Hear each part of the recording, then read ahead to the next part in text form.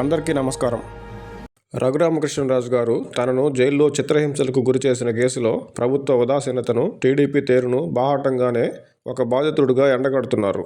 ఒక ప్రముఖ న్యూస్ ఛానల్తో మాట్లాడిన రఘురామకృష్ణరాజు గారు తనను కొట్టిన తులసిబాబు అనే వ్యక్తికి గుడివాడ టీడీపీ ఎమ్మెల్యే మద్దతుగా ఉంటూ తులసిబాబును కాపాడే ప్రయత్నం చేయడంపై ఇంత జరుగుతున్నా నిమ్మకుండిపోయిన టీడీపీపై తన అసంతృప్తిని రఘురామకృష్ణరాజు గారు బయటపెట్టడమే కాకుండా టీడీపీ అధినాయకత్వాన్ని సూటిగా ప్రశ్నించారు. రఘురామకృష్ణరాజు గారు మాజీ సిఐడి చీఫ్ సునీల్ కుమార్ గారిపై తనను కొట్టిన కేసులోనే కాక సర్వీస్ రూల్స్కి వ్యతిరేకంగా ఆయన నిర్వహిస్తున్న కార్యకలాపాలు, అగ్రిగోల్డ్ నకిలీ లబ్ధిదారులను సృష్టించి దోపిడీకి పాల్పడడం, వ్యాపారవేత్తలను బెదిరించి వసూళ్లు చేయడం, దుబాయ్ కేంద్రంగా వ్యాపారాలు, ఇలా ఎన్నో అభియోగాలు చేస్తూనే ఉన్నారు.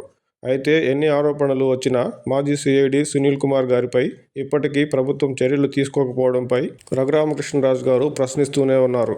తాజాగా 9 లాజిక్ అనే సంస్థ కేంద్రంగా సునీల్ కుమార్ గారిపై మరో తీవ్రమైన అభియోగాన్ని రఘురామకృష్ణరాజు గారు బయటపెట్టారు.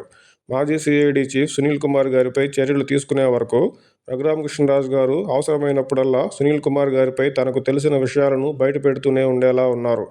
కారణం ఏదైనా ప్రభుత్వం సునీల్ కుమార్ గారిపై ఎందుకు చర్యలు తీసుకోవడం లేదనే భావన ప్రజల్లో సైతం ఉంది. తులసిబాబు గారి అంశంలో బహిరంగంగానే టీడీపీ ఎమ్మెల్యే మద్దతు ఇవ్వడంతో రఘురామకృష్ణరాజు గారు సైతం తన ప్రశ్నల ధాటిని పెంచారు.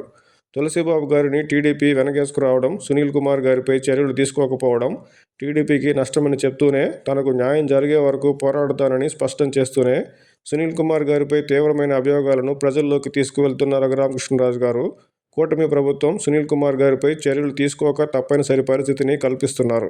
ఆరోపణలు ఉన్నా ఇప్పటి వరకు స్తబ్దుగా ఉన్న టీడీపీ ఇక ముందు చర్యలు తీసుకోక తప్పదనే చెప్పాలి. ఒకవేళ అలా జరగకపోతే మాత్రం రఘురామకృష్ణరాజు గారి కేసు విషయంలో రాజీ పడని ఆయన పోరాటంతో ప్రభుత్వానికి మాత్రం చెడ్డ పేరు ఖాయంగా కనిపిస్తుంది.